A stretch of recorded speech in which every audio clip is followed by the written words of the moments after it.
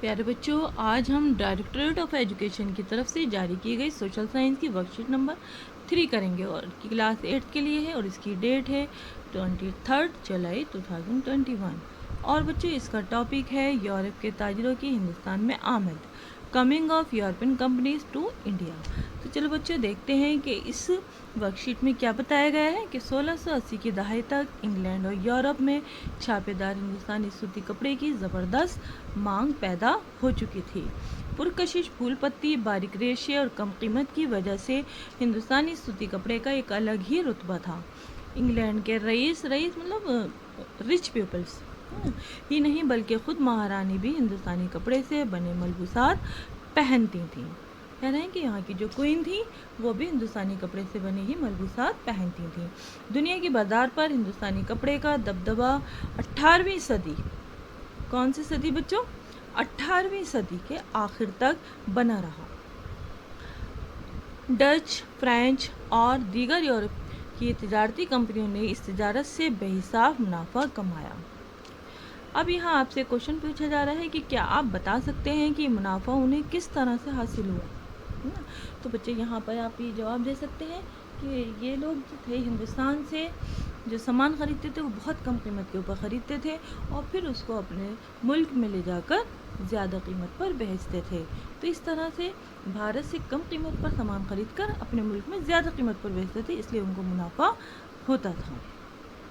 तो बच्चों आगे देखें नेक्स्ट पैराग्राफ में कि पिछली जमात मतलब जो 7th क्लास थी उसमें आपने अपनी किताब सियासी, समाजी और सियासी ज़िंदगी का जो सबक था, कौन सी बुक थी बच्चों? समाजी और सियासी ज़िंदगी।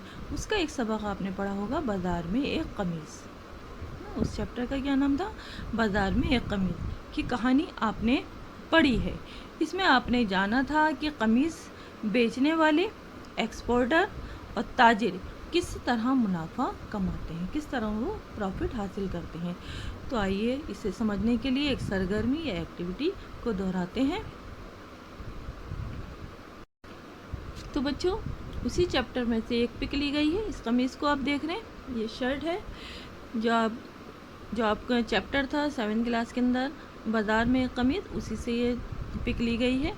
तो इस एक्टिविटी में हमें क्या करना है, पहले यहाँ पे हम पढ़ते हैं कि क्या दिया गया है कि अमेरिका में एक बड़ी कपड़ों की दुकान पर बहुत सी कमीज़ों की नुमाइश लगी हुई है। कि अमेरिका में एक बहुत कपड़ों की एक बड़ी दुकान पर जो है शर्ट्स की जो है एग्जीबिशन लगी हुई है और इनकी कीमत जो है तकरीबन $26 रखी गई है। यानी हर कमीज़ की कीमत 26 अमेरिकी डॉलर लगी थी, लगभग 1200 हिंदुस्तानी रुपये है।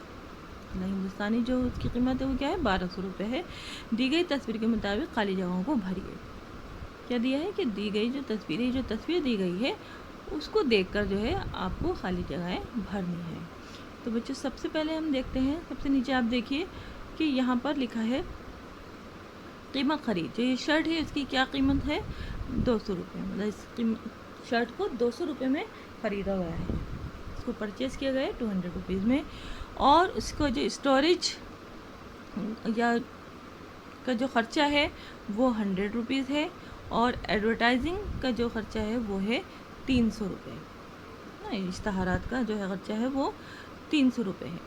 तो बच्चों अगर हम इसको टोटल करें तो इसका टोटल कुल आता है 600 रुपीज़। मतलब 300 + 100 + 200, 600 रुपीज़। तो इसके शर्ट के ऊपर जो लागत है वो 600 रुपीज़ है। बच्चों सबसे ऊपर आपको दिखाई दे रहा होगा मुनाफा या प्रॉफिट, वो है 600 रुपीज़। तो इसी को देखते हुए हमें फिल इन द ब्लैंक भरनी है कि अमेरिका की कमीज़ों के एक ताजिर ने दिल्ली के गारमेंट एक्सपोर्टर से $रुपये की कमीज़ खरीदी। अब यहाँ पे हमने देखा कि इसके ऊपर कीमत क्या लिखा हो? 200 रुपीज़ लिखी हुई है, कीमत खरीद 200 रुपीज़। तो यहाँ पर हम फिल कर देंगे 200 रुपीज़। फिर इसने मीडिया से एडवर्टाइजिंग के लिए $रुपये खर्च किए। तो यहाँ पर हम देख रहे हैं ना इश्तहारात के ऊपर कितने खर्च हुए? 300 रुपीज़। तो ये इस फिल इन द ब्लैंक में आप भर देंगे 300 रुपीज़। और एक कमीज़ के हिसाब से दुकान में रखने, नुमाइश करने और तमाम दूसरे अखराजात मिलाकर उसने $रुपये खर्च किए। तो ये है स्टोरेज के ऊपर ख़र्चा आया 100 रुपीज़। इस तरह इस शख्स को एक कमीज़ की कुल कीमत हुई 600 रुपीज़। कितनी हुई बच्चों? 600 रुपीज़। जबकि वो इसी कमीज़ को 1200 रुपये में फ़रोख्त करता है। एक कमीज़ पर इसका मुनाफा हुआ, मुनाफा जैसे यहाँ बताया गया, कितना बताया बच्चों? 600 रुपये। 600 रुपये जो है इसको प्रॉफिट हुआ। अगर वो ज़्यादा कमीज़ बेचने का काबिल है तो इसका मुनाफा बहुत ज़्यादा होगा। यहाँ पर एक शर्ट का आपको बताया कि उसकी कीमत ख़रीद कितनी है, उसके इश्तहारात के ऊपर कितना ख़र्चा आता है, इसको स्टोरेज के लिए कितना ख़र्चा आता है, और कुल मिला के जो है 600 रुपीज़ उसका लागत है एक शर्ट की, और जो इसको प्रॉफिट है 600 रुपीज़ है। तो इस तरह ये एक शर्ट के ऊपर 600 रुपीज़ जो है मुनाफा कमा रहे हैं। तो इससे ज़्यादा जब कमीज़ें बेचेंगे तो उसका मुनाफा भी ज़्यादा ही होगा। चलिए बच्चों देखते हैं नेक्स्ट पैराग्राफ कि इधर दिल्ली के गारमेंट एक्सपोर्टर ने एक कमीज़ 200 रुपये में फ़रोख्त की। कपड़े और दूसरे खाम माल की उसकी लागत 70 रुपीज़ है। मुलाजमिन की फ़ी कमीज़ उजरत पर उसने 15 रुपये खर्च किए। उसको अपने दफ्तर के रख रखाव की फ़ी कमीज़ कीमत जो है वो 15 रुपये है। क्या आप गारमेंट एक्सपोर्टर का फ़ी कमीज़ मुनाफा मालूम कर सकते हैं? क्या कह रहे हैं बच्चे? आपसे ये क्वेश्चन पूछा जा रहा है, क्या आप गारमेंट एक्सपोर्टर का फ़ी कमीज़ मुनाफा मालूम कर सकते हैं? तो बच्चों देखते हैं कि क्या मुनाफा रहा उनका। तो बच्चों अभी इन्होंने बताया, उसके हिसाब से अगर हम देखें तो खाम माल की उसकी जो लागत है वो 70 रुपीज़ है, और मुलाजमिन की फ़ी कमीज़ उजरत जो है 15 रुपये, तो 70 + 15 रुपीज़। और दफ्तर के रख रखाव की कीमत जो है, फ़ी कमीज़ कीमत की जो है वो है 15 रुपीज़। तो इसको प्लस कर देंगे हम, 70 + 15 तो इसका आंसर हमारा आ जाएगा 100 रुपीज़। तो जो कमीज़ के ऊपर जो लागत है वो टोटल कितनी आई? 100 रुपीज़। अभी हमसे पूछ रहे हैं कि मुनाफा क्या है। तो बच्चों जैसे यहाँ पर ऊपर आप देख रहे हैं कि 200 रुपीज़ में इसने फ़रोख्त की, उसने 200 रुपये की जो कमीज़ है वो बेची। तो यहाँ पर अगर हम देखें तो जो लागत है, फ़ी कमीज़ लागत जो है वो 100 रुपीज़ है, और जो कमीज़ जो उसने बेची है वो 200 रुपीज़ की बेची है। तो हम यहाँ पर 200 में से जो उसकी लागत है 100 रुपीज़ उसको माइनस कर देंगे, तो यहाँ पर हमारा आंसर आ जाएगा 100। जो इसका प्रॉफिट है वो 100 रुपीज़। तो बच्चे इसका क्या आंसर लिखेंगे? इसका जो प्रॉफिट कितना आया? प्रॉफिट आया इसका 100 रुपीज़, क्योंकि 200 जो इसकी लागत थी वो 100 रुपीज़ थी, और इसने जो फ़रोख्त की वो 200 रुपीज़। जब 200 में से 100 माइनस करेंगे तो आंसर हमारा आ जाएगा 100 रुपीज़ प्रॉफिट।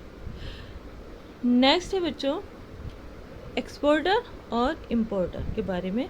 तो एक्सपोर्टर वो शख्स जो मुल्क से बाहर सामान बेचता है उसे बरामदकार या एक्सपोर्टर कहते हैं।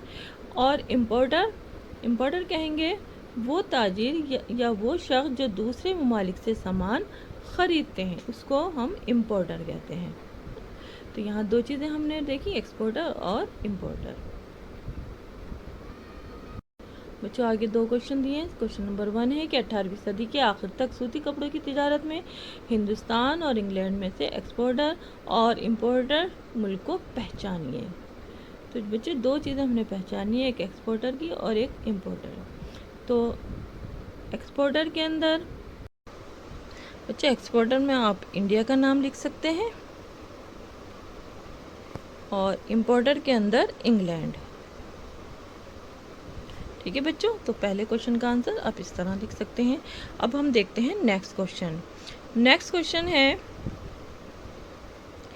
जैसे सवाल नंबर 2 कि 18वीं सदी के आखिर तक इंग्लैंड और यूरोप में हिंदुस्तानी सूती कपड़े की ज़बरदस्त मांग की क्या वजूहत थी। तो चलिए बच्चे इसका आंसर देखते हैं कि क्या आंसर है इसका। बच्चों जैसा अभी यहाँ बताया हमने कि पुरकशिश फूल पत्ती, बारीक रेशे और कम कीमत की वजह से हिंदुस्तानी सूती कपड़े का एक अलग ही रुतबा था।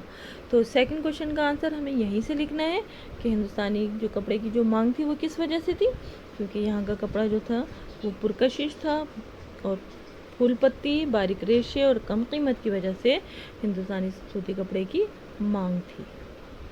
तो बच्चों आपको आज की ये वर्कशीट समझ में आई होगी और उम्मीद करते हैं कि जो इस वर्कशीट से रिलेटेड जो फिल इन द ब्लैंक्स हैं और जो क्वेश्चन आंसर हैं वो आप इजीली कर सकेंगे।